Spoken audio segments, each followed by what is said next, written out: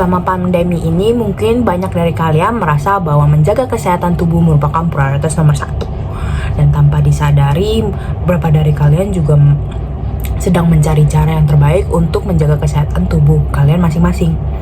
Mungkin dari kalian ada yang sedang rajin berolahraga, ataupun lebih rajin makan minum sayur-sayuran, ataupun ada yang lebih mencoba lebih rutin minum vitamin.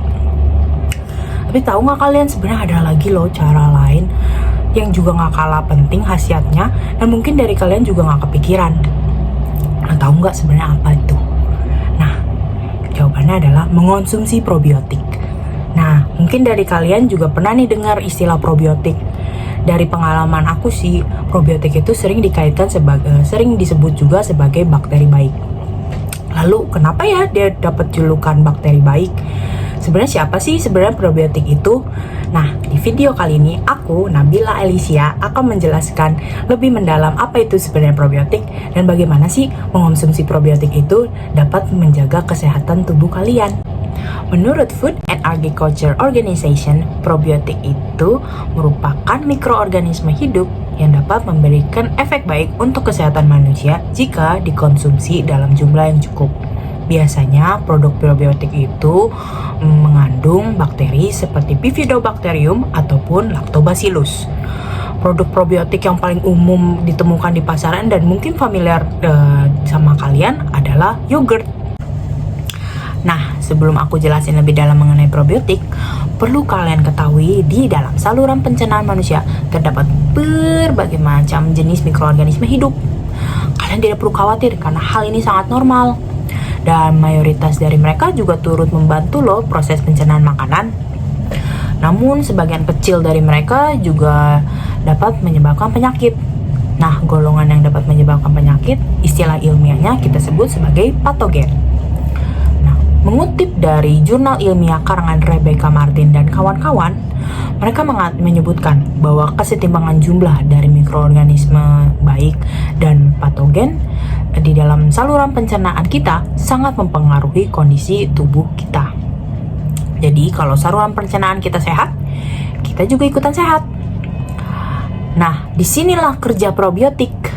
Probiotik itu dapat menjaga kesetimbangan dan juga dapat mencegah infeksi patogen.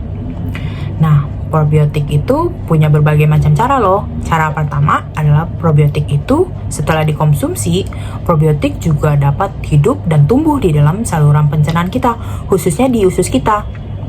Probiotik akan tumbuh di lapisan usus kita. Dan hal ini akan mempersulit patogen untuk tumbuh karena adanya kompetisi.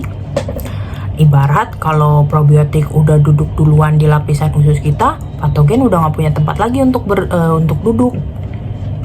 Nah, cara kedua adalah probiotik ini bisa menginduksi sistem imun kita.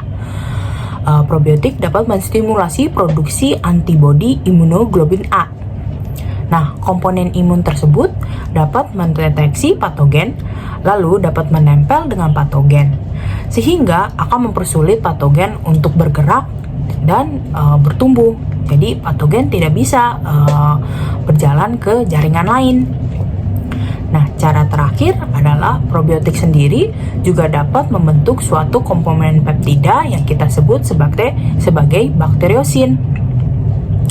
Nah, bakteriosin ini juga dapat menempel dengan patogen dan juga mempersulit patogen untuk bergerak dan tumbuh di saluran pencernaan kita. Selain itu, probiotik tidak hanya dapat mencegah infeksi, namun dapat membantu proses pencernaan manusia.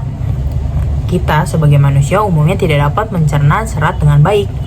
Nah, dengan adanya probiotik dapat mengubah serat melalui proses fermentasi dan mengubahnya menjadi komponen rantai asam lemak pendek atau kita sebut sebagai short chain fatty acid.